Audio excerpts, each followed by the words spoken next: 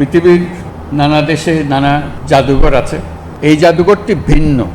এখানে একেবারে টাটকা নতুন যা ঘটনা ঘটেছে তাৎক্ষণিকভাবে সেগুলো সংগ্রহ করা হয়েছে। মাননীয় প্রধানমন্ত্রী, উপস্থিত সুধীবৃন্দ, আজকের অনুষ্ঠান বিশেষ ঐতিহাসিক গুরুত্ব বহন করে। ওই গুরুত্বটা আমি শুধু স্মরণ করিয়ে দিতে চাই। পৃথিবীর নানা দেশে নানা জাদুঘর আছে। তারা অতীতের অনেক জিনিস সংগ্রহ করে, বিশেষ বিশেষ জিনিস যাকে জাতির সামনে তুলে ধরার জন্য। এই জাদুঘরটি ভিন্ন, এইটি বিষয় দৃষ্টি আকর্ষণ করছে। এটা অতীতের কিছু সংগ্রহ নাই এখানে। এখানে একেবারে টাটকা নতুন যা ঘটনা ঘটেছে তাৎক্ষণিকভাবে সেগুলো সংগ্রহ করা হয়েছে। এরকম জাদুঘর আছে কিনা জানি না, কিন্তু আমাদের সুযোগ হলো ঘটনা ঘটছে, সেই ঘটনার প্রতিটি নমুনা, প্রতিটি ইতিহাস আমরা তাৎক্ষণিকভাবে সংগ্রহ করতে পেরেছি এবং স্মৃতি জাদুঘরে নিয়ে এসেছি। এটা আমাদের ইতিহাসের একটা নতুন পর্যায় সৃষ্টি করেছে। অতীত এবং ভবিষ্যৎ এই দুটোর মাঝামাঝিতে এই জাদুঘর তাৎক্ষণিকভাবে অতীতকে ধারণ করেছে, কিন্তু ভবিষ্যৎ রচনা করেছে। আমরা কারা, কি চাই, আমাদের মনে কি ছিল। এ বালক আনাস কি আবেগের কারণে, তার ভিতরে কি তাড়না ছিল, সেই চিঠি তাৎক্ষণিকভাবে লিখে গেছে। এটা কোনো পরিকল্পনা করে সে লেখে নাই। মা তাকে বাধা দিচ্ছিল, বাবা তাকে বাধা দিচ্ছিল মিছিলে না যাওয়ার জন্য। সে বসে থাকতে পারে নাই। কেন পারে নাই সেটাও লিখেছে। এটা ব্যাখ্যা দিয়ে এক পৃষ্ঠার একটা চিঠি, সুন্দর হাতের লেখা, রেখে চলে গেছে। আমাদের সমস্ত তরুণ যেন এই চিঠির লেখক হয়। আমরা গেলাম, আমরা নতুন বাংলাদেশ করতে চলে গেলাম। এই হলো এই জাদুঘরের বৈশিষ্ট্য। এখান থেকে নতুন যাত্রাপথ রচনা হবে। আমরা পথ হারিয়ে ফেললে এখানে এসে পথ খুঁজে নেব। আমরা যদি আমাদের চিন্তায় কোনো গাফিলতি আসে, আমরা এখানে তার ঠিকানা বার করব। আমরা নতুন সূত্রে আবার যাত্রাপথ শুরু করব।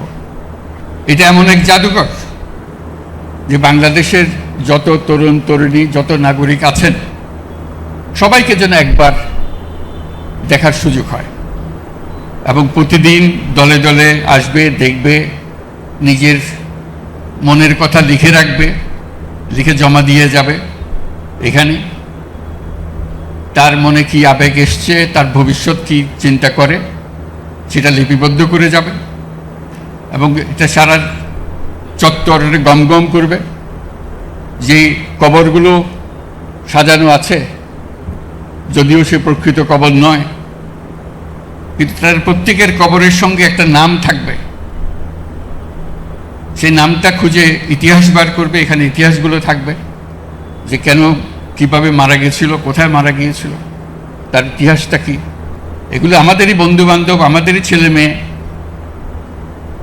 আমাদেরই পাড়া প্রতিবেশী। এটা কোনো বিশেষ ধরনের রাজনৈতিক কর্মী নন। তারা একেবারে সাধারণ ঘরের সাধারণ ছেলে মেয়ে, যা রাজপথে নেমে তারা চেয়েছিল যে এই বাংলাদেশ আর চলবে না, আমরা নতুন বাংলাদেশ গড়ব। এটাই ছিল তাদের আশা। আমরা আশা করব সারা বাংলাদেশের সকল জায়গা থেকে স্কুলের কলেজের ছেলে মেয়েরা আসবে, একটা দিন এখানে কাটাবে এবং তাদের নিজেদের মনের কথা লিখে যাবে যে আমি কি চাই, আমার কি চাহিদা, আমি কি কাজে নিয়োজিত হচ্ছে, নিজেকে নিয়োজিত করছি, সেটা জানিয়ে যাবে। এটা সারা দেশের সকল সংস্কৃতির একটা পীঠভূমি হবে। গান, বাজনা, বাক্য, প্রতিকৃতি, আর্ট, সব কিছু এখানে দলে দলে ছেলে মেয়েরা আসবে, লিখে যাবে, দেখাবে, মনের কথা রেখে যাবে। কাজে এটা হলো সেই কেন্দ্রবিন্দু। এটা আমাদের ইতিহাসের আতুরঘরের দৃশ্য। এখান থেকে আমরা যে নারীর সূত্র যে রেখে যাব সবার কাছে, এই সূত্র যেন আর ছিন্ন না হয়, আমরা এই সূত্রে গঠিত হয়, সমাজের সমস্ত চিন্তা ভাবনা এর মধ্যে আসে। যারা এই জাদুঘরের পরিকল্পনা করেছে, যারা এটা বহু কষ্ট করে প্রতিটি জিনিস, আজকে আমরা কয়েক মিনিটের মধ্যে দেখে আসলাম, কিন্তু এটা প্রতিটি জিনিস সংগ্রহ করতে বহু সময় লেগেছে, বহু কষ্ট হয়েছে। কোন জিনিসটা পাওয়া যাচ্ছিল না, সেটা কিভাবে সংগ্রহ করতে হবে, এটা নিয়ে বহু ধরনের চেষ্টা চালানো হয়েছে, যাতে শেষ পর্যন্ত সেটা আমরা সংগ্রহ করে এখানে রাখতে পারি, সবার সামনে দেখাতে পারি। কাজে ওই নারীর সূত্রটা এখানে